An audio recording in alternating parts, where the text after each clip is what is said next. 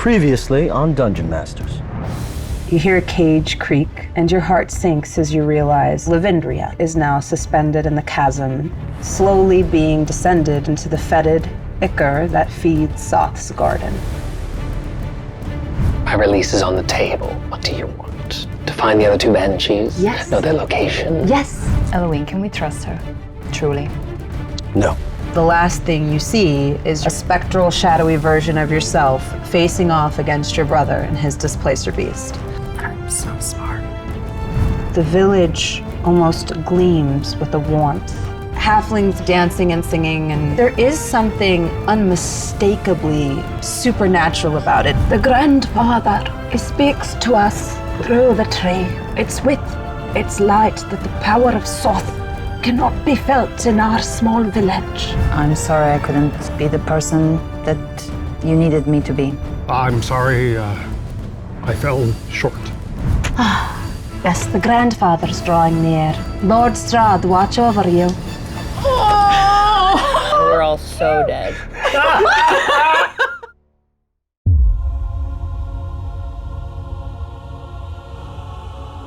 Lila's freckled face looks up at you both, her eyes wide and bright with excitement, without a hint of malice as she says it. But you hear it echoing in your mind. Lord Strahd, watch over you. And Would we have heard of him in Faerun? Give me a history check. Yeah. a 16. 16. Ooh, 8. You have heard of Strahd von Zarovich, especially in conversations that you've overheard while in Soth's Keep, doing work for him. You know that Strahd von Zarovich is one of Soth's oldest friends, and like all good friendships, now one of his greatest enemies. You are kind of being gently kind of pushed into this circle around the tree as people are kind of moving past you as the lunar eclipse begins. The wind starts to pick up even more, and you hear it crackling through the old withered branches of this massive tree. Its roots kind of seem to grow in size as it sinks deeper into the earth. So here's the thing. The other shoe is probably dropping in a minute. Strahd is, if they're referring to him as grandfather, things might get a little tricky in a minute. Okay, great. Fantastic. As the full moon begins to rise, Crem, you feel your body begin to change. Your bones feel like glass. No. Oh, the arthritis is playing up a little actively this time of year. I want to sort of move away from the crowd. Yeah. Is there a place like nearby, not like a bush or something like that, but something where it's not Everyone's so... attention is so fixed on this tree. Truly, all the tents and all the carts have kind of been abandoned as everyone kind of congregates around this tree. I'd like to try and find a small tent or something that I can easily just duck into or duck behind. Okay, To just be able to just sit down and sort of just ground myself and maybe try and regulate my breathing. Is Solus still with me, right? Solus is with you, but Solus is also in incredible pain. He bears it nobly, but the metal and paper contraption that you've created him into almost looks like it's folding in upon itself. And you hear his wings ruffle and snap as they too begin to transform into something new. Oh, looks like we're in this together. Is this what you were talking about?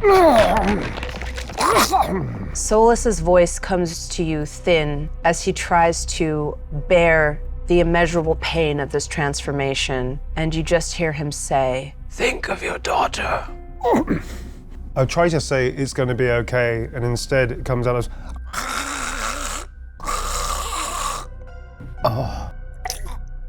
You all would notice this, but you instead are transfixed by another strange sight. You see the massive fruit from the boughs of the tree begin to fall. And as they do, you notice, as they are cut open and eaten by the halflings of the village, each fruit, its ruby red pulp, is full of blood. I head towards the closest one that falls. Yeah, that tracks. Yeah. That's smart. Yeah. That's That's smart. No one even marks it as strange as you two feast of the flesh. Oh, shit. And the ruby-laden fruit imbues you immediately as a Dhampir. And you look around and see every single halfling in the village, faces streaked with blood, feasting greedily on the pulpy, blood-soaked nectar of these massive fruits that have fallen, leaving gruesome, grisly, wet marks on the lawn around you. Huh. Does the blood like seep back into the... Absolutely. Making the tree grow even taller and stronger. The bark is kind of sort of beginning to ripple, and it threatens to splinter and crack, and every single ribbon on it begins to glow. Who amongst you tied a favor on the tree? On behalf of the old woman, I did not tie one for myself. I don't think I did. I had them in my beard, in my mustache and hair. I didn't actually tie them. That's good. I wish more of you had. Oh. Well, that means that it was good we didn't. Yeah. Yeah. I think I'm overcome with that hunger and I'm sort of feeding voraciously. But then when I realize that all of the other villagers are also feeding, I think that would alarm me immediately. And I think I go back and try and find, I was going to say my friends, but to be determined. Well, I didn't say colleagues. that. Work colleagues. Peers. Peers, yes. Yeah, I thought our relationship was very established. Co-worker. Yeah, you see that all of the village is like kind of whipping up into a frenzy, making it difficult for you to find each other in this throng of halflings. But you are kind of tall, so you do kind of stick out. And I'd like to use the chaos to kind of just like retreat from everybody, to do a hide, just to kind of get out of sight. amazing. And you and it's easy for you to kind of like Natural one, no it's not. You trip over and fall on top of a halfling feeding. Did you say natural one? You're gonna be dinner. That's awesome. Yeah, that's As you begin to retreat, you kind of bump into another halfling, her face stained and dripping with the crimson pulp and juice from this fruit. It is a stark contrast to her crystal blue eyes. And she says, "Won't you partake of the feast?" Oh, you know, I had one of those delicious sweet potatoes earlier and I'm a little full. You don't want to try it. Have you received the embrace yet? His gift? I have not. Are you not of age? No, I'm too young. Oh, unfortunate. Yeah. Give me a persuasion check. Ooh, of age. Dang. We've decided that Strahd is a consensual king. I like that. No, yeah. He's a consensual. Natural 20, so I'll just be flipping back and forth all day if you don't mind. Well, you know, she doesn't really know a lot about tieflings. Yeah. So maybe for a tiefling, you are like 7 years old. Yeah, unfortunately I'm not of age yet, so I couldn't receive his gifts. You shouldn't be here then. You should be in the children's tent. It's dangerous at night. What is the children's tent? I have to go see the younglings. She motions to one of the nearby Thank you so yurts near the edge of the village. And I'm gonna head over to the children's tent. Are you gonna kill children, Alex? No, I'm gonna hide with the children. Okay.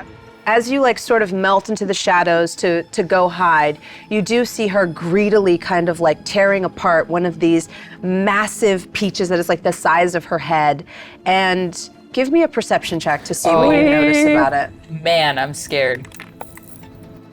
What is happening? That would be a 9. You don't know much about this foul fruit, but the smell of it now, the smell of the blood is growing thick in the air and it kind of makes you sick to your stomach. Even though the grisliness of it doesn't seem to affect any of these like sort of well-meaning people. That's fine, I'm gonna leave you to that. I'm gonna head over to the tent they pointed at. What should we do? Great question. Oh, run. We should run. I don't shouldn't think be we here. should alert them to our concern. They're gonna think that's strange. In a few minutes, they're going to think you aren't strange for not feasting. We need to act like them. Feast from the tree? I mean, you already did. Do you feel any different? I feel great. It tastes very good, to be honest That makes with sense. you. Yes. Do you want to split one? Go have these. When in, what's this town called? Rome. You never got the We name never of it. asked ever. You never asked. Can I look around for a sign? Down Welcome There's to a Hollywood-esque sign Bloodville. above the... Yeah.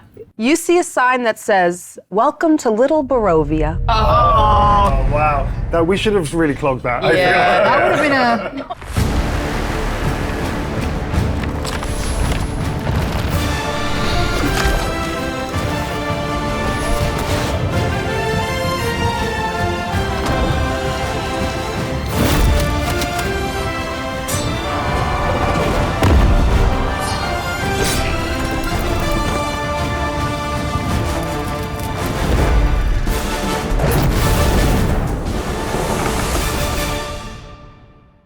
Okay, yeah, Let's down split, it. Yeah, Down I it. split the fruit. Split the fruit. Split the fruit. Oh, I like it. Both of you give me a Constitution saving throw. Yeah, we'll see. We'll see if we like it. It's throw up Does it time. in fact taste like normal blood? Yeah. We got a natural one. Oh no. Yes. Okay. On fire with these. Whew, I got a 13. Fuck, dude. Come on, guys. I would like to enjoy the taste if you would allow me, Jasmine. Absolutely. It's a lot of dice. It's a lot of days. It's a lot of dice. Wow. Wow. That's 13 points of necrotic damage to you. Okay. As you drink of this blood. As you bite into it, Wesley, this goes against everything that your faith and your belief system puts value in. You are feeding of death, and in some ways mimicking the actions of the undead. And as the fluid sort of like fills your mouth and you swallow, it is as though your own immune system fights against it, kind of searing up your esophagus as it does so. So 13 points of damage there. For you, you're so excited. I love it. What's gonna happen? Exciting. What's gonna happen? You start to feel the blood burn in your mouth and burn on the way down, and then it starts to taste good. And in fact, it soothes you. And as you're eating it, you want to eat more and more and more, feasting on this peach, kind of ripping it apart as you do so. You all see Zora's nails get a little longer. Her fingers kind of grow by one sort of phalange, and you see her pick up another one and another one. And you see the halflings cheer and cheers her. With College, Yeah. go Zora. yeah, with their peaches. And it is, I think for those of you looking, a gruesome scene. And Zora, in the gathering gloom, it is almost as though you glow a bit, imbued with Strahd's vitae. In fact, as the sun is diminished by the rising of the full moon, you feel respite from its rays, where earlier you were eager to bask in it. Is this pushing out some of the power of the old patron? Absolutely. Oh my god. Oh, wow. Okay. That's crazy. Completely or just a bit of a push? I mean, you'd have to keep eating to know for sure. Oh, I keep eating. Let's go. Let's go. Gotta go all out. You don't take the 13 points of necrotic damage, Wow. but Wow. I get it. I get it. The halflings almost herald Zora as the life of the party. As their hunger now sated, you see Zora pick up another one and another one and another one, leaving this big bounty of peaches at the base of this tree like a feast at the end of the night, just absolutely torn into shreds, almost to nothing is left if you just keep going. And as the eclipse comes into its full power, you all see this massive tree kind of undulating, almost like inside it is nothing but liquid and the bark is around nothing solid at all. And as it splits into half, from within it emerges Strahd von Zarovich. Is he right? Come on. Third husband. I think I want to tell her that she's had enough, but realize that's not my place. And then think, where is her husband? And I want to try and find Professor Crem, because this is not good. Behind the tent. Oh my God. Crem, your bones elongate. You are in full agony as your flesh begins to melt down into the thin, hollow bones of a raven. And painfully, one by one, the feathers begin to emerge. You feel the bones in your face crack and then kind of reform and grow into a massive beak. On your shoulder, Solus begins to kind of implode into himself, and as you stand up, several feet taller, fully formed into a were-raven, around your neck, Solus becomes a symbol, a talisman that rests around your neck, shining and gleaming silver in the night. He's trying not to scream at every bone break, at every elongation, every sort of his eyes are sort of like numbing over and coming back out and seeing the world in a completely unique way. And at some point, he just loses control. He sort of screams out, he starts smashing the ground. You hear the children in the tent like scream and cry and hold each other. There's a lantern at the outside of the tent that you see an outline of this gruesome transformation. Oh, yeah. And you hear the children crying and holding each other. And you hear one of them say, "Don't cry, Robbie. He's going to come and he's going to protect us." I'm gonna slip around the back and try and peek around the back of the tent to see what this commotion is. You see a raven. A humanoid raven. All right. I sort of, how much in control, I've never played a were creature in D&D. Yeah. How much control do I have? This is a whole new thing. Typically you have none. Right, okay. So Crem is experiencing somebody else controlling him, but he's aware of it? I'm not sure how this works. It's more, you always felt like an outsider since you've come to Ravenloft and especially Sithicus, but right now it looks like home. Okay. Your newly attuned eyes can see through the mists with ease. You know the safe paths. And in fact, whatever creatures lie beyond the bounds of Sithicus, you don't think they could hold you here. You feel as though you could traverse the length and breadth of this continent and even move within and without it. And as the silver of your talisman shines, from it you get comfort. You see a compass on it, as well as the spread at like sort of wreathed in the wings of a raven. And you feel in some ways you have a higher purpose now, something that not only wards you, but that you're responsible to. And when you have that higher calling, fear goes to the wayside. This is maybe something only you've experienced before. Well, it's like a road to Damascus kind of thing. You don't fear death. It doesn't have control over you anymore. And I was never told that this was a condition that they possess, so I have no idea this is you. Yeah. I just lean over to see the raven and go, oh. And dip back around and go into the tent with the kids.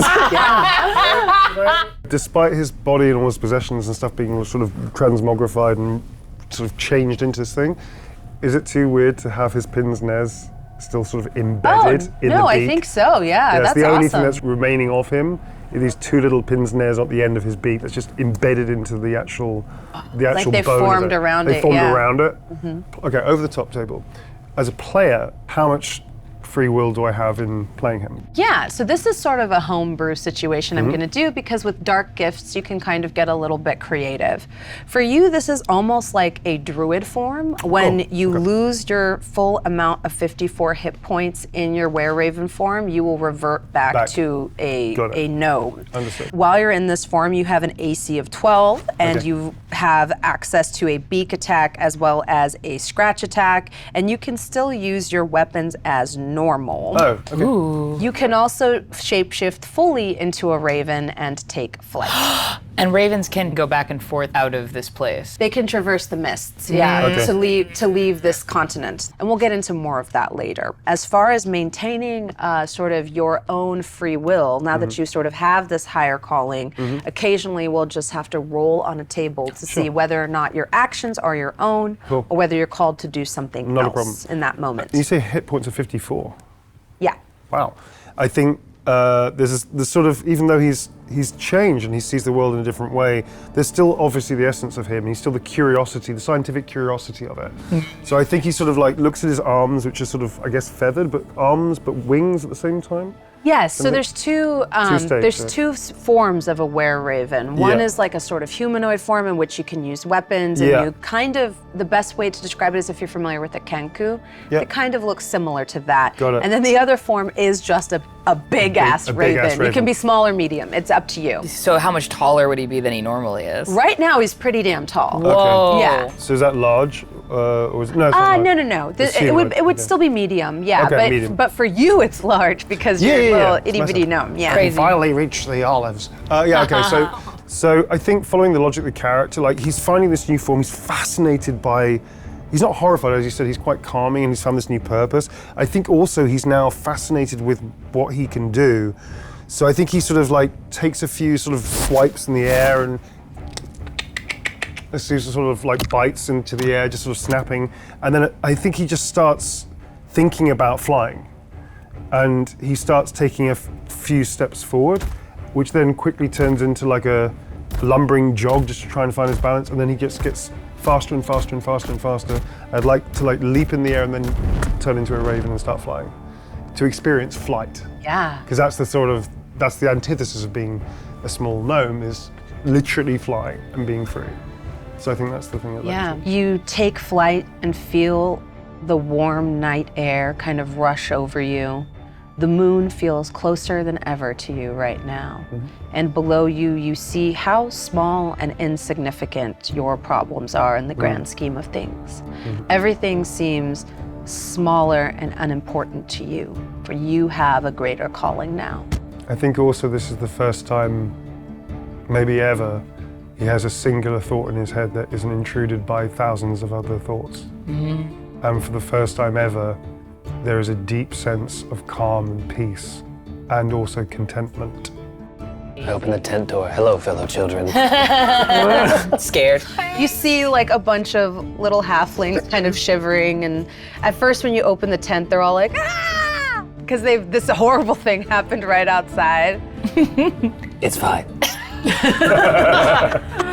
Give me a persuasion check. Oh man, 19. 1. What? No, that's a 7. The 1 and the 7 are very They're similar. very similar. That's a 7. So that would be 9. 9. As you say, it's fine, and with this big scar across your face. And what does Liv look like right now? The eye is still irritated and is still tearing. It has a big scar running the side of from the corner of their mouth to about their ear. Has fanged teeth and a split tongue, and these kind of swimming black and purple eyes with these long kind of horns that trail from the sort of pale gray to black at the tips that are going back. Is, for all intents and purposes, a demon, and just walks in and like, it's fine. They all scream, ah, demon, monster, Strahd, take you. I just go, well, we're gonna share space for a little while. Still sit with them. Yeah! Hiding. You see them all press against the edges of the tent, And some of them crying and shaking. Just sort of sits and like kneels down and just sits in the middle of the tent. And I'm just, sorry, and this is the funniest shit ever. sits there and it doesn't matter to the Lividity that they're scared. It just goes, I don't want to deal with that. Not getting paid enough to deal with that. I'm not gonna be eaten by Strahd. Just sits in the tent. This is all taken a couple of minutes, right? Yeah. Right. So I've made a sort of cursory look for Professor. I can't find him, and I have to handle this situation, I think. So I go up to Zora and I grab her by the arm and I say, I think you've had enough. And I think I'm looking so through you, like I am not here at all. Zora, Eloin? Wesley, we have to get her out of here. I agree. I don't think she wants to go. Where's the Professor? I don't know. Where's Lividity? I don't know. Okay, I'm gonna make a judgment call and I'm going to find somewhere we can hide while this is happening, because I also see a person emerge from this tree. I don't know who it is, but... You hear the splinter kind of crack as the trunk of this great tree kind of ripples, almost like a waterbed is the best way to describe it. Oh, man. And bursting forth from within the boughs, you see a constellation begin to emerge and take the form of an impossibly handsome man. Thousands of stars form the outline of a handsome face.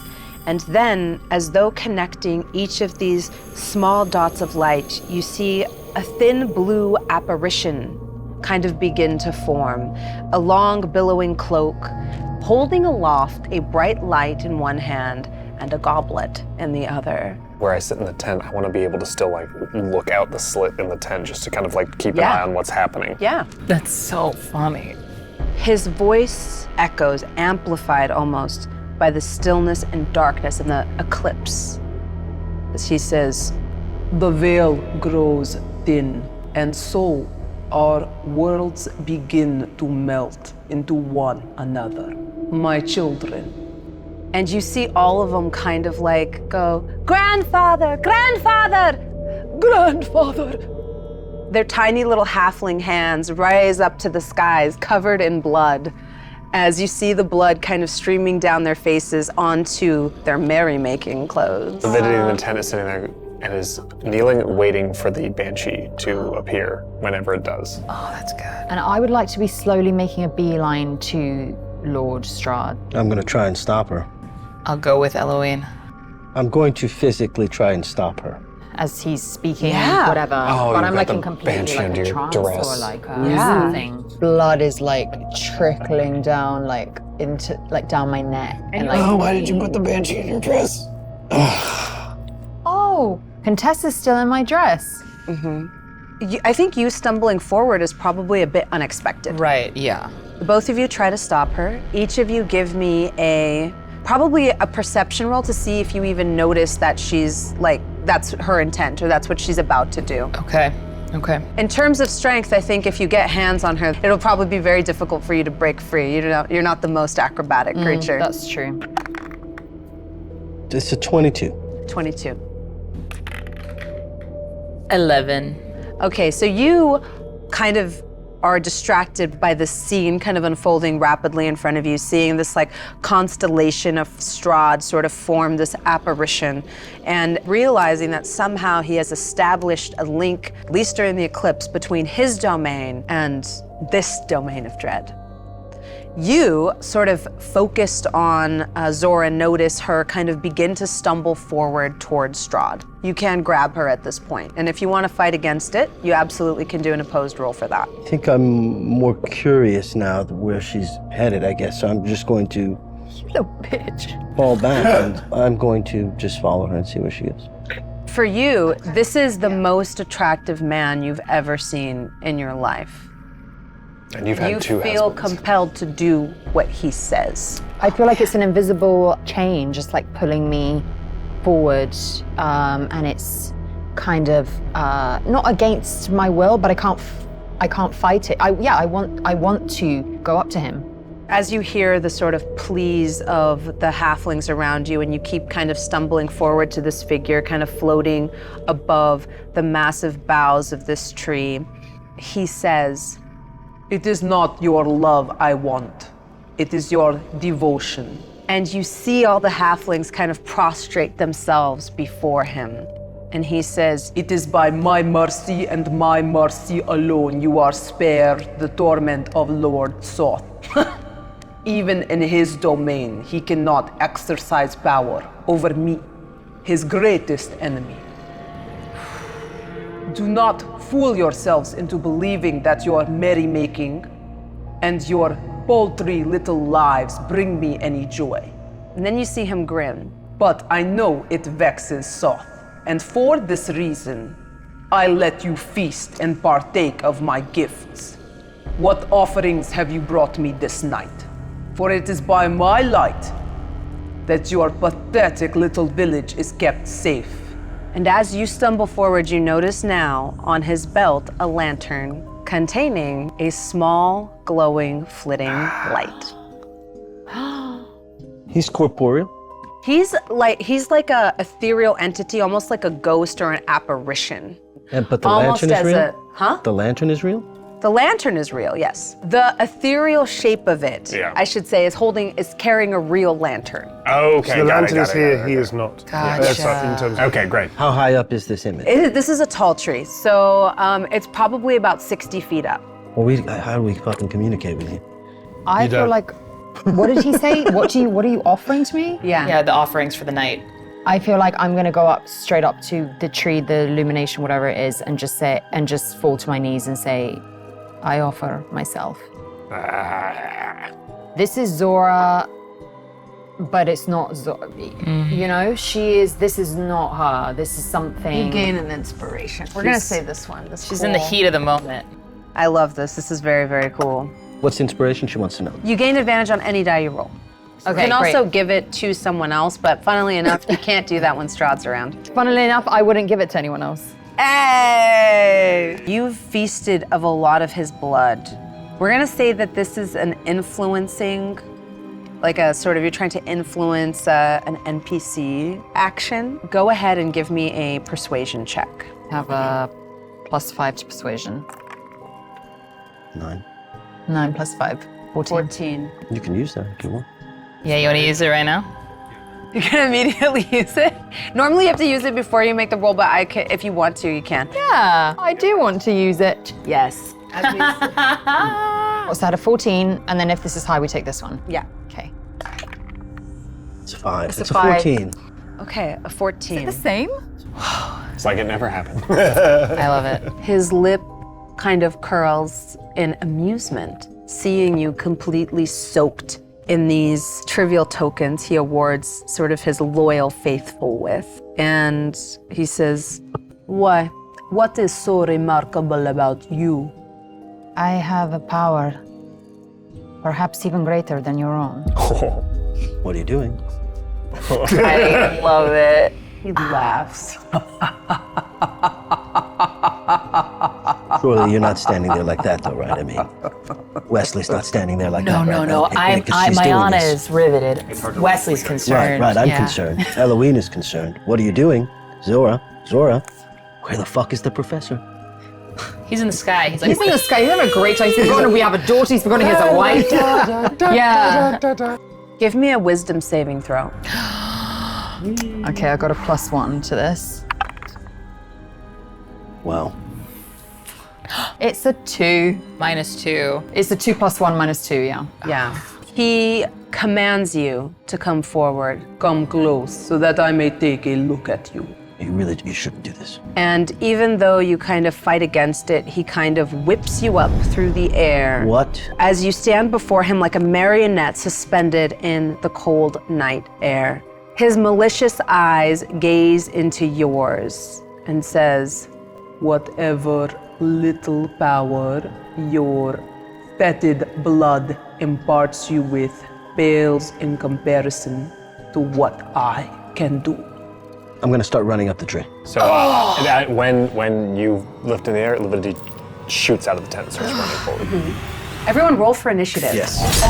And let's switch to the battle map. The bat map. Ooh, back map. It's an 8. I don't like my, these um, dice. My Yeah, no, keep an 8, yeah. do I get a +2 initiative on Raven? Yes. Yeah. Okay, so that is going to be +2. That's going to be +5, Fantastic. and that is a 13 + 5 for an 18. Okay.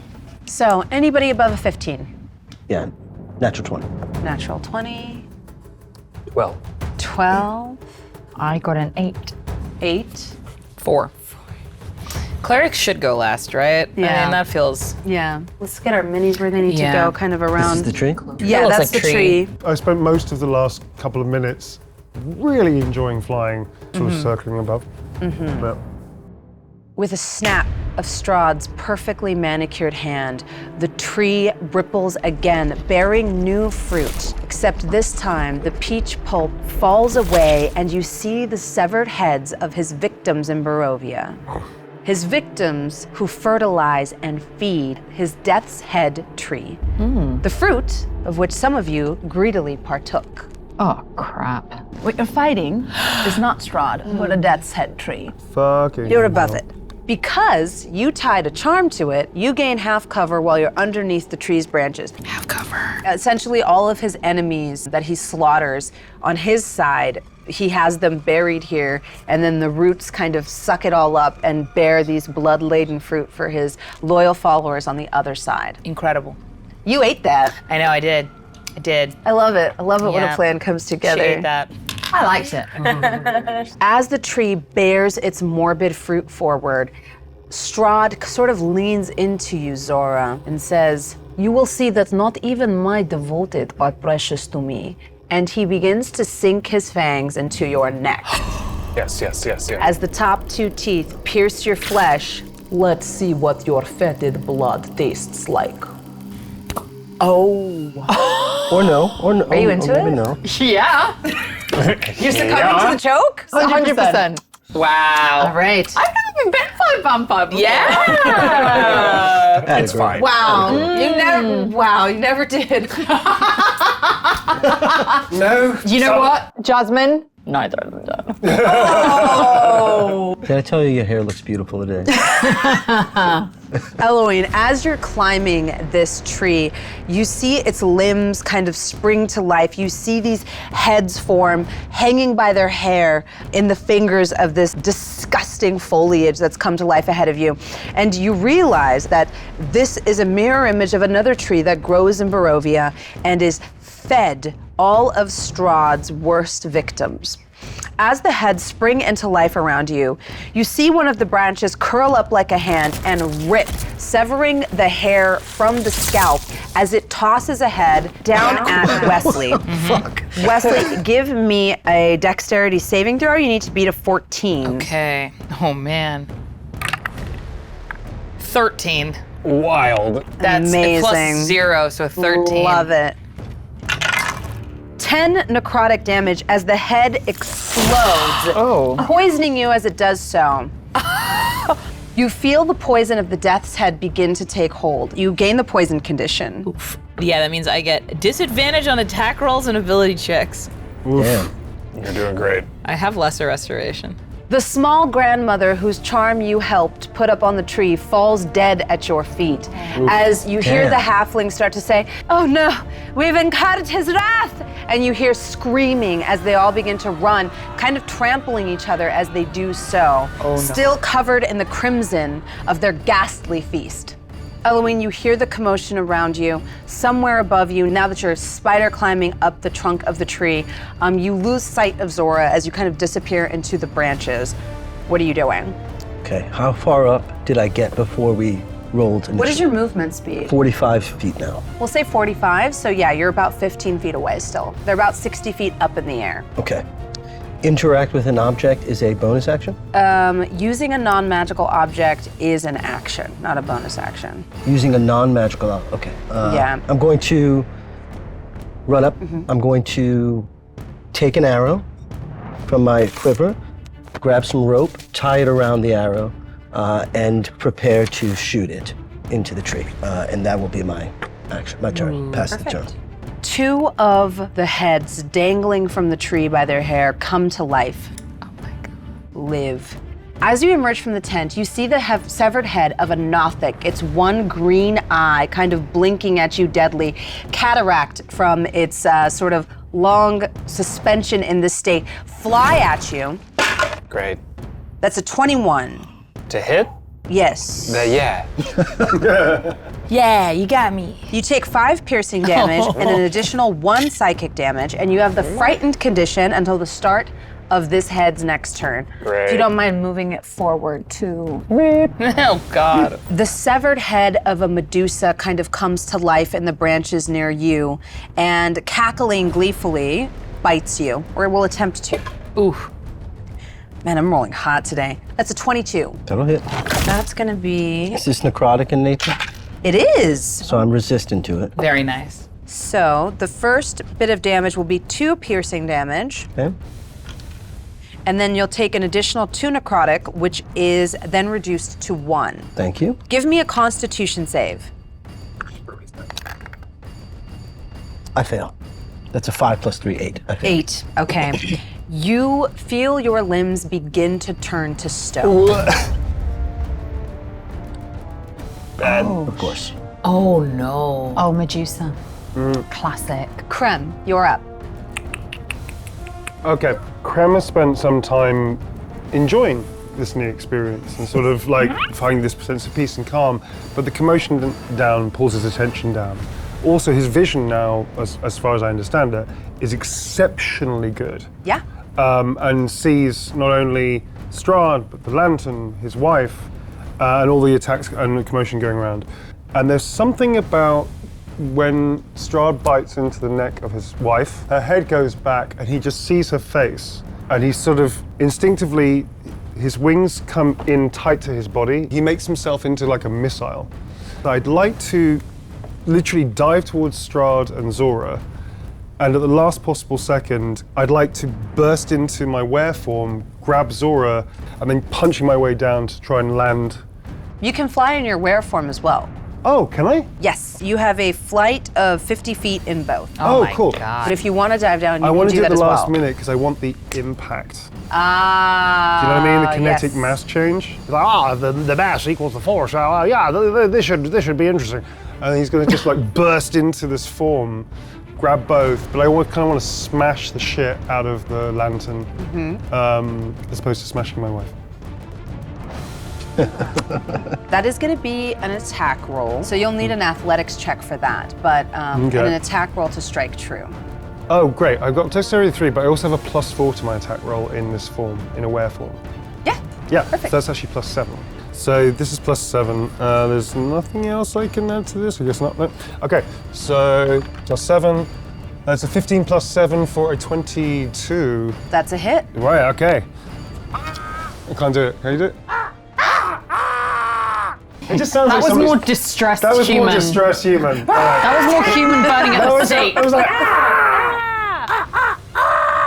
that. Can I talk as my were creature, like in common, or is it just are you only speaking bird speak? It's crude. It doesn't sound like your voice, but you can speak. I say as I punch through. Amazing. Go ahead and give me that athletics check now to see if you can knock Strahd off of his balance. And here's where it all falls apart. Okay, so with a screech of, he then just goes and punches through, and we hit. Damn it! 9. 9. With 0 modifiers. That's a natural 20. Wow. You come soaring through the air like a black lightning bolt, but you are faced against one of the dark lords of Ravenloft himself. And your strength and your devotion pales in comparison to the malice and cruelty that you collide with. Oh, I'm so sorry, honey. And with one swift hand, he catches you. Your beak punching through the pale claw, his hands pushing through your beak, beginning to close around your throat. Oh no. This is his death strike. Far out. You will take 11 points of slashing damage as his beautifully manicured, lacquered nails begin to bite into your raven throat. Okay. You'll take an additional 16 points of necrotic damage, and you are grappled. Cool. Okay. That wipes out pretty much half my hit points, but it's okay. I'm still there. You hear "Get away from my wife," and you see his glasses perched on the edge of a beak, and then you see Strahd's blood-soaked hand and his nails crushing the throat of a humanoid raven creature that swooped from the skies, ostensibly to save you. Now this one's turn. 2 more heads from the tree animate. I'm gonna roll a d4 to see who they attack. Okay. 1, 2, 3, and 4. 3. Oh, that was me. Ooh. One of the heads comes flying at you. It can only fly 30 feet. Oh. So it will soar probably like halfway. Yeah, there. A second Medusa head animates. What the? Oh gosh. So it is also going to move 30 feet Not towards even you. involved in the combat. I don't even want to be a part of this. You're up. Okay. Frightened You of this see one. these heads kind of shrieking down towards you, and you realize they are drawn by the sounds of the crying children's voices in the tent behind you. Oh, shit. You are the only thing standing between them and a delicious feast. Great. And I'm frightened of this one, correct? Yes. 5, 10, 15, 20, 25, 30, and then I'm going to use my bonus action. 15, 20. They can have the kids. That tracks. I believe I take an attack of opportunity from the one head that I passed there. Yes, yes. You might also take one from the this? one that attacked you. Okay, great. Yeah. Ooh. So that's 2 attacks. You're a rogue. That's a 14 Doesn't hit. and a 13. Both don't hit. Nice. Both of their fangs meet empty air as Lividity smoothly runs past them and forward towards the main Death's Head tree. Zora, you're up. I've got questions, and Yes. I hope that you have answers. I'll try. Okay, so now, am I going to be actively fighting as part of the team, or am I under the control of Strahd? What's happening? He used his command to force you to come up to him, but, Okay, is he? but he does look appealing to you, I will say that. Right, Because and you he are has me in charmed. this sort of, this trance. So I don't know how much I care about our objective, which is ultimately getting the Banshee back. Now he's bitten my neck, but he's not drinking the blood. He hasn't started to. His top teeth have just pierced your flesh. I think I'm just conceding to the bite. Heck yeah. Okay. I think we need to raise this in therapy. I tried. There's certain abilities Strahd has that if you're restrained or grappled, he has an ability he can use on you, or if you're willing, which is the case here. I'm absolutely willing. Give me a Constitution saving throw. +5 on this.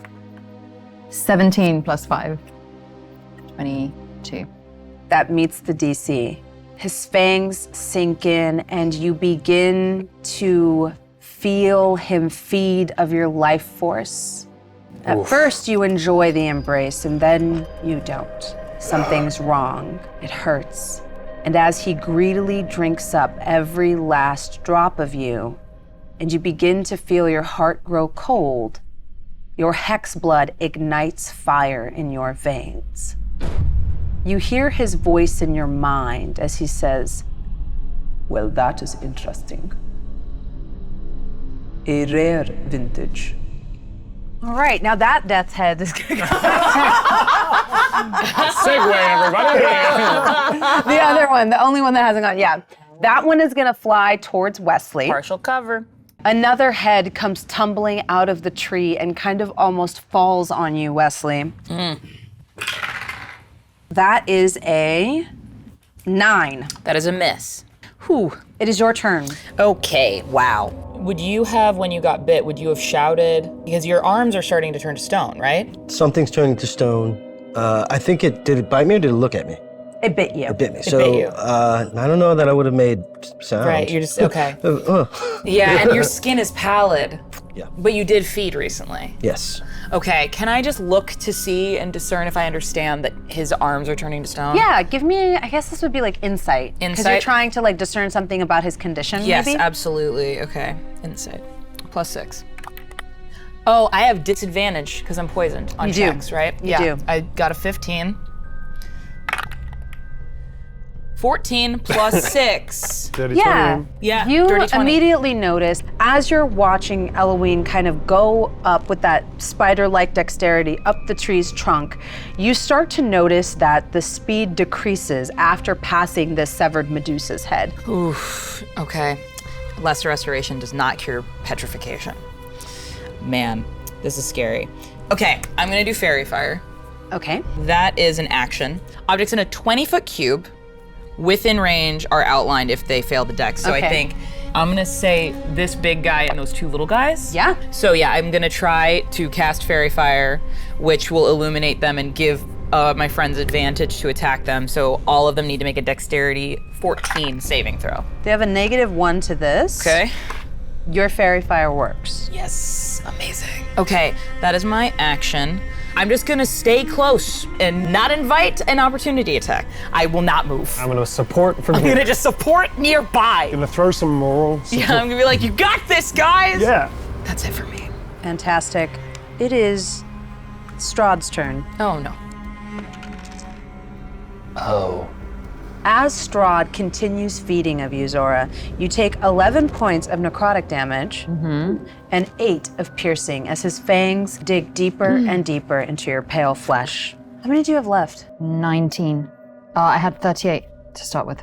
So they're bloodied. Oh. It's exactly half. So because you're bloodied, I do have the ability called Bloodthirst, which allows me to teleport to a bloodied person I consider an enemy. Oh. We did establish you're not their friend. I'm not their friend. Okay, keep talking. But it technically only goes 30 feet, but is there any way I could stretch it a little further? I think if you opened your other eye.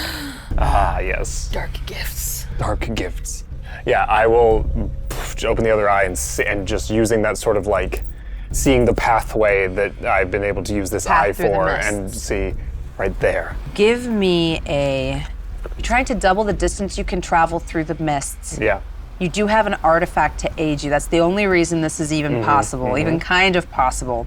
I'll say this, which ability do you think you're using? What of your skills do you think you could bring to bear against this challenge? I would say I'm using my acrobatics in this moment to kind of maneuver my way up through this sort of in-between space that I go to during this teleportation. It is a sort of purgatory, and where those hands would normally tear people apart, you think perhaps you could use them to lift you up. Lift me up in this way that I sense you've taken enough damage to be what we consider bloodied, and feeling that life energy slipping away from you, I latch onto it and it pulls me towards you. Give me that acrobatics check. If you fail, you will take damage. Okay. That is 18. That's a success. Yeah. As you perceive the in-between of the shadow world, you see these like mist creatures that sort of rule over and prevail the domains of dread in some ways. And as they would reach out and threaten to rip you apart in the dark, instead you use them to boost your way up. Double your movement speed. So you see, as Lividity runs and gets to the base of the tree, the minute Strahd does this amount of damage to you by feeding on you, Lividity at mid-run, sort of their form sort of like flies off them. Obviously they've been vaporized, so you see flesh, musculature, skeleton, and disappears, and then reappears behind Strahd in the air, looking at you, and I get a free attack when I do this. Okay. So what I'm gonna do is taking my short sword, I stick it between Strahd and the chain, and I go, I'll be taking this, and try to rip the chain that's holding the Banshee off of Strahd. Is your Mistwalker, because it's not your turn. Yes, it is a reaction to do this. Oh, it's a reaction It's a reaction to an attack that causes bloodied. It's a good reaction. That's a So you're not crazy coming to reaction. save me? No. No. No, she's selfish. I'm teleporting to an enemy that has been bloodied to get the item that I want. She wants This the Banshee. is rude. Roll to hit. Terrible. Karma. That's going to be an 11. An 11. It's a magical sword? Oh, this is a sword +1. It's a sword +1. Yeah, because I made him a short sword. As your sword kind of sinks into these ethereal chains that are holding this lantern to Strahd's belt, and you struggle against it, you realize that this chain link is not even really truly present here. It's present in another plane, held together by stars. This is magic that is beyond your comprehension. As is most magic. But as you kind of struggle, your eyes fixed on the object of your desire, and the Banshee's face kind of worms around to look at you, you do see that which you seek is in this plane, not in Barovia. Okay, so then I'll wait for in that moment of how time works in D&D combat, that'll be the end of my attack action in that reaction. But when I start to fall on my turn, I have an idea. Amazing. As I'm going, The Death's Head tree, still enacting Strahd's will, makes 2 slam attacks with 2 of its branches. The first one is a 9 at you, Wesley, which I don't believe hits. Miss. The second one is sort of reaching upwards. It's going to be one of you 3. I'm not sure which one. As it kind of crashes around, we'll say 1, 2, 3. 2. Okay, so me. As the tree animates, kind of thrashing around wildly, the second branch reaches up and tries to strike at you. It's only a 12. That is going to equal my new AC as a were creature because it's slightly less than my normal AC. Sure. Oh, yes. So that's actually a hit. Okay. I have a question. Yes. So as it's thrashing around, as you said, uncontrollably, would that possibly knock me out of his grasp? Ooh, Because out of the grapple. It's not like a bite, it's like literally like a bam. Yeah. We'll say, I'll give you this. If it hits you, you'll gain advantage on your strength check to get away. Back and forth. Synergy. 11 points of bludgeoning damage. Okay. As the tree crashes, kind of flailing madly. Strahd stands strong. Even with the furious wailing of his own creatures pummeling blows, he doesn't even move. He doesn't even mark it. His arm that's holding you is kind of still holding strong, but you definitely feel it. Yep. Give me a strength saving throw. So here's a question. Instead of doing a strength trying to get out of it, I would like to shrink myself into a raven form to literally go evaporate from his grasp, to then literally just fall away. So I'm just gonna go woof as a bonus action to then fall Typically, you away. can only use a reaction that on a turn that's not yours, but because you took the hefty hit, I don't think it's impossible that the momentum wouldn't kind of blow you away. Yeah. Give me an acrobatics check. Okay, so that's Badlands. +3. That's 17 + 3 for a dirty 20. As the crashing branches kind of buffet your humanoid were-raven form, you kind of turn into a smaller one and use this to get out of Strahd's grasp. And just fly off, and then I'm just gonna immediately bomb out. Eloin, you're up. Okay, well, I will Hunter's Mark Strahd, and then I'm going to take attacks.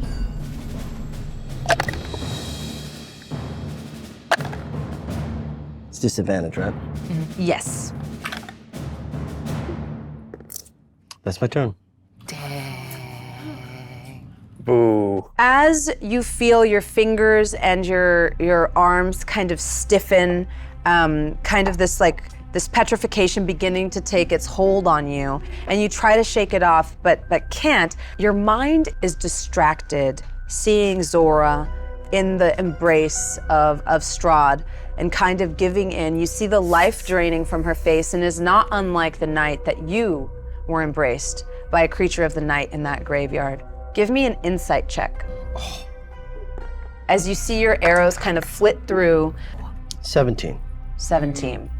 As you see both of your arrows strike against Strahd almost harmlessly, his billowing cloak kind of turning them aside with no effort, it occurs to you that fighting him is a challenge that might be beyond your means. Thank you. Just letting y'all know. One of the heads disappears into the children's. Oh no! So that'll be that one's turn. Okay. And there was another The whole one. tent just fades Was to the other black. one? The other one was the one that attacked Eloin, I think. Yeah, yes. Yeah. Okay. It is going to do so again Oh no! because you're its closest. 15 to hit. Doesn't it?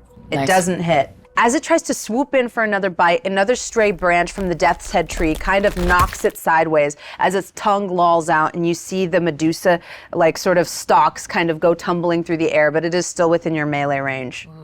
Crem, you're up. Nice. Okay, as I get knocked out of his hand, I turn into a raven and sort of immediately arc out, which actually presumably is towards where the child's tent is. Is it fair to say that with my enhanced sight, do I see that creature go into what I know is a child's tent? You do have quite literally a bird's eye view. Fine. Because you're kind of above it all. Cool. Yeah. So I see that. You like that? And there's something that Solus told me as I was transforming, which is remember your daughter. And it just kicks off something inside me. So then I immediately, just purely on instinct, I charge towards it.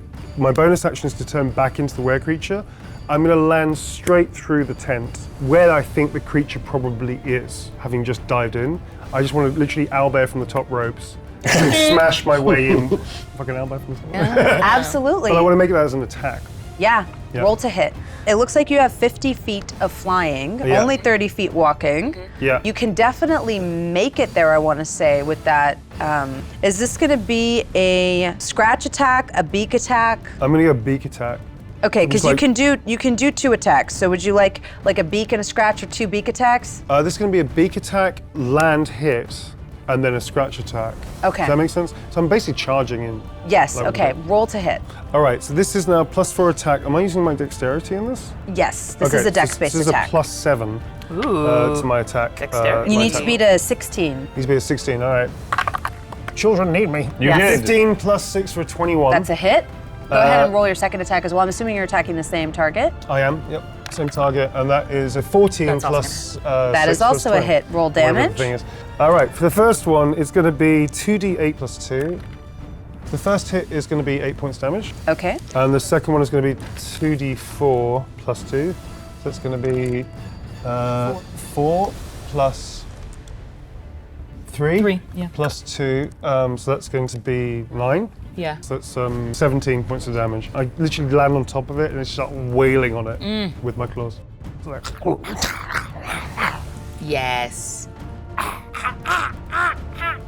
This is almost as terrifying to the children as the severed head that came in. What do But you want, kids? I'm trying to be a good guy here. you see them all running and screaming, trying to get away from this flying head, and then you land like a hero from the sky, completely tearing through it.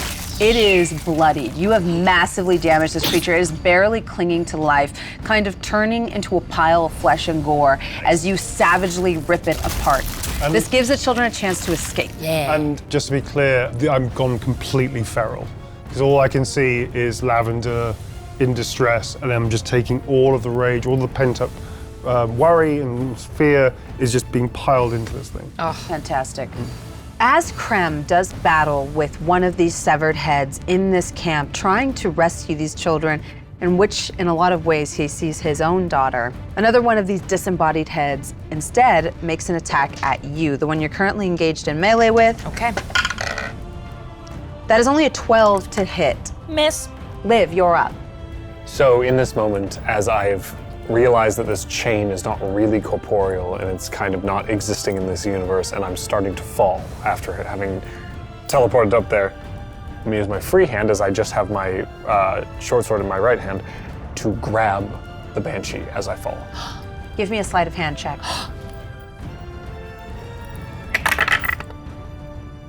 What is happening?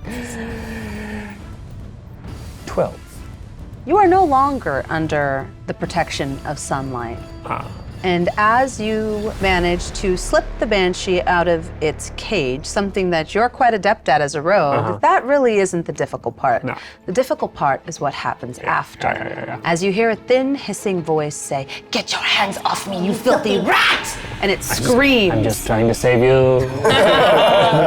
Give me a Constitution saving throw. That's for everyone within 30 feet that can hear the Natural wail. 20. Guess that's me too. That is you. That is you. Yeah, today's not our day. Nope. Okay. 21. Okay. I got a 5 + 5 for a 10. And natural 20 plus 1, so 21. Focused on your goal of trying to get Zora out of danger, you're able to push the Banshee's wail out of your mind. You have a lot of experience with this, especially after being almost peeled apart by Contessa. Locked in Strahd's embrace, as the Banshee's wail kind of emits in this fashion, your guard is not up. I have a very important question to ask you. Do you have less than 25 hit points? Oh, no. Yeah. Wowzers. You die. Oh, shit! You drop to 0 hit points, being knocked unconscious in this moment. You all see Zora's body go immediately limp in Strahd's arms as he continues to feed from her. Dead or unconscious? 0 hit points. Unconscious. We're still in combat. We're still in combat. I've got still in stuff. combat. I've got And I stuff. want to be very important, Zora, it is your turn. As you are locked in Strahd's powerful embrace of death, as you have your guard down, the Banshee's wail hits you with its full force. You now wander the threshold between life and death as you are reduced to 0 hit points and fall slack in his arms as he continues to feed. 60 feet in the air? Yes, 60 feet up. Got Is it. there anything I can do? So typically at the top of this, you would make a death saving throw. Typically. Typically. So do so now. Do so now. Great. Okay. We got this. And you are no exception. And I'm no exception. Okay, how does this work? Just roll a d20, unless you have any way to give yourself advantage. Some classes do, some features do. I don't think you do. Love you all. We got this. Okay, here we go. I'm feeling confident. 15. 15. Cool. You just do one right just now. one It's now. every turn. Just one. It builds. Yeah. It's very dramatic. Yeah. But if someone hits you during that time, you will fail. So I'm not dead now? I'm You're not unconscious? dead. You're unconscious. You're unconscious For this round. For this. for this round. You're unconscious for foreseeable anywhere future. from 1 to 3 rounds. And essentially at the beginning of your turn, you're basically dying right now. And you're fighting to hold on to life, if that makes So sense. I can't really take an action, I can't do anything. I can just go, You're unconscious. And you did it Yeah. very well. It was Thank great. you. I believed it. As you begin to feel your life kind of shedding your fleshy mortal coil and going to who knows where, a lot of thoughts flit in your mind. Maybe this is that moment adventurers talk about when your life begins to flash before your eyes. What's the memory that pops to the front in this moment? a young Nora being taken by Baba Yaga. Whoa. Whoa. And the terror and the betrayal of that. Up until this moment, there had been a conflict in Zora, Nora, of whether she might succumb to the hag's power and potentially become a hag herself. Wow. I think this is probably the moment where she realizes that she has a lot more to live for, and this is absolutely not a path that she would want to take. You know, thoughts of lavender and all of that stuff. I think she just doesn't want to die, to be honest, ultimately. These thoughts rush through your mind at light speed, one after another. Visions of you and Lavender and Crem playing games together around the lab. Images of maybe even looking down from your room in the stairs and seeing that they have secret games they play without you. And as you recall these fond memories, you also feel strange sensation in the very little part of you that is still clinging to your flesh. And is the gentle thrum of a banshee whose arms are kind of embraced around you, underneath your dress. And you hear Contessa say, "Zora, you must hold on. You must." And then she says, "We're bound together, you and I, and I prefer not to be bound to someone else." As Contessa clings to you, her ectoplasmic hands kind of reminding you of Lavender's, she reminds you of who you are. And you, I believe, have a very special ability that allows you to invoke the strength of the grave due to the special sorcerer subclass that you are. I will allow you to roll. As Contessa and as your dungeon master, I'm always rooting for you, my heroes. And so, you can invoke the strength of the grave and make a charisma saving throw to attempt to essentially deny death. Now, you would have to get a 24. You have a +5. On a 19 or a 20, you will pop up with 8 hit points. Worth it. Yeah. Yeah. Always It worth doesn't, Let's it doesn't go. cost you anything to try. Let's go. Now, how many attempts at this do I get? One shot. You can do it. I believe. Okay. So 13. It's not what we were looking for. This is all because of you. Is it though?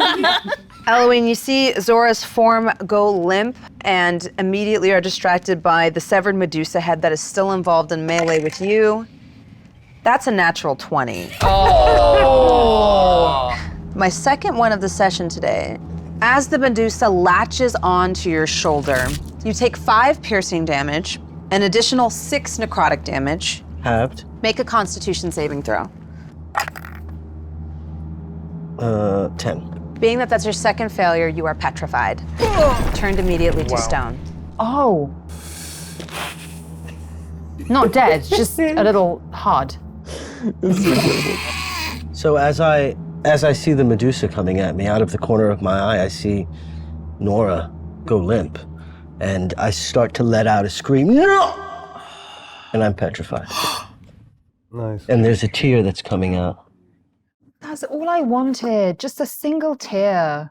Thank you. Wesley, your party's falling apart. Yeah.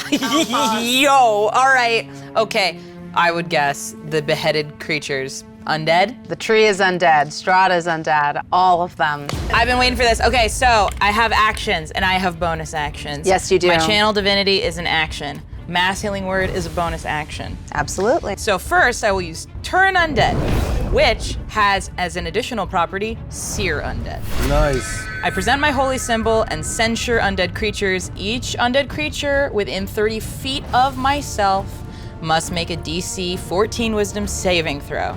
If the creature fails its save, it has the frightened and incapacitated condition for 1 minute, and for the duration, it tries to move as far from me as it can. Additionally, any undead that fails the saving throw takes 3d8 radiant damage. Nice. And that damage specifically does not end the effect regarding them running away from me. Normally when they take damage from other attacks, they stop running.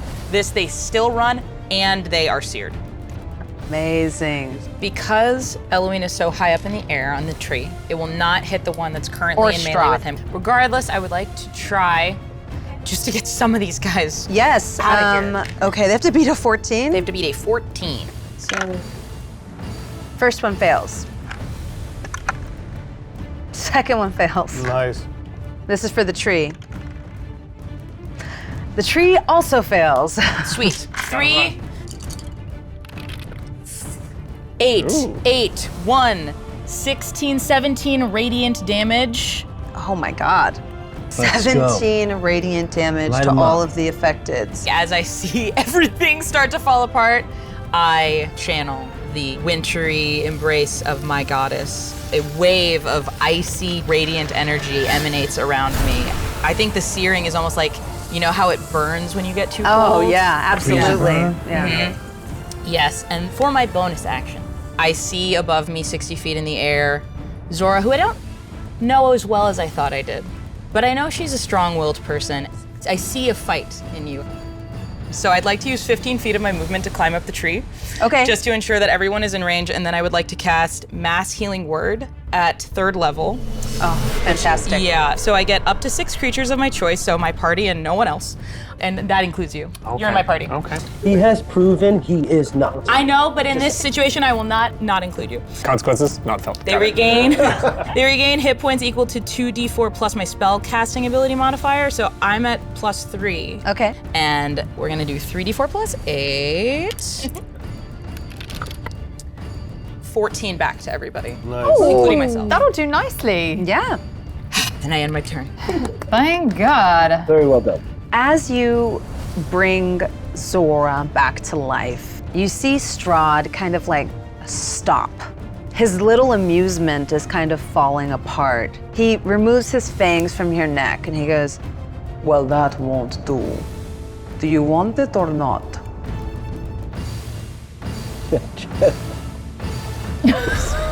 I thought this was what you wanted. If you can promise to keep my family safe, I will do whatever you want.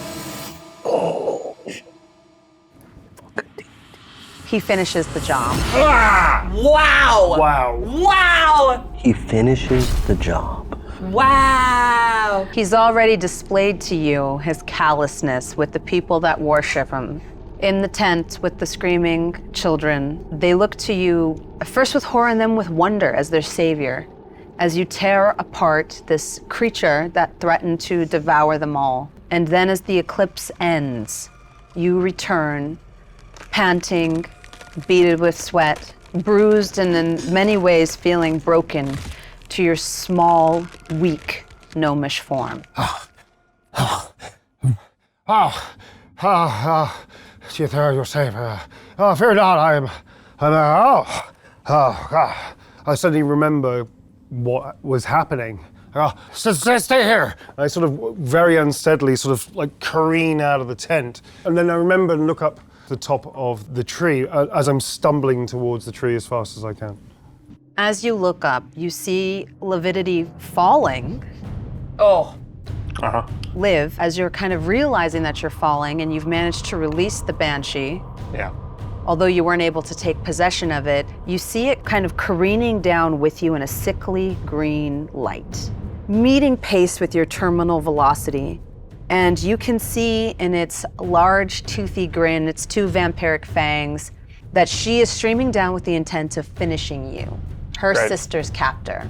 It comes streaking down like a light with the sole intent of destroying what it believes is its sister's captor. But just as the eclipse ends, the sunlight comes beaming out, robbing her of her power.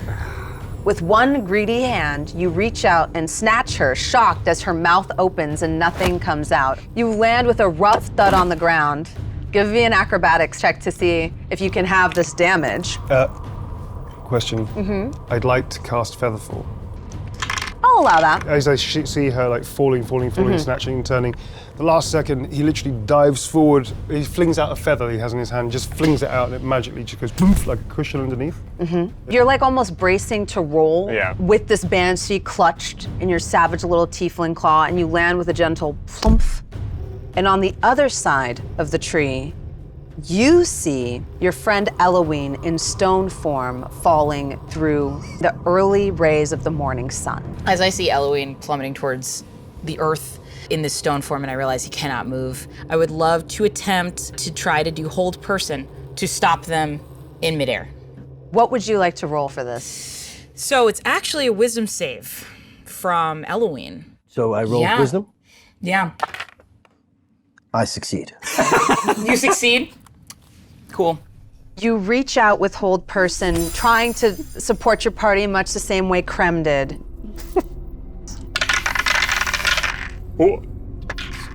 Eloin, your stony form falls in that same tortured expression with the one tear kind of almost turning into a diamond upon the wind, and you land, taking 13 points of bludgeoning damage as your form crashes to the earth, leaving an indentation in the soil. Still stone, right? Still stone, yeah. Zora, satisfied with his newest convert, he leaves you all and says to you, Liv, take it and give Lord Soth my regards.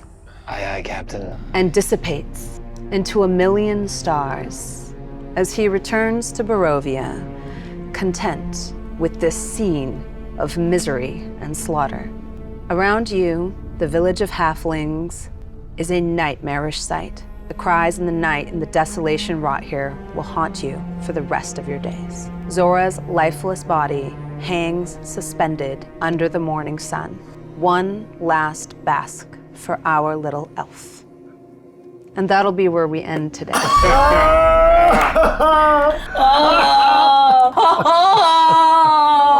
My hands are sweating.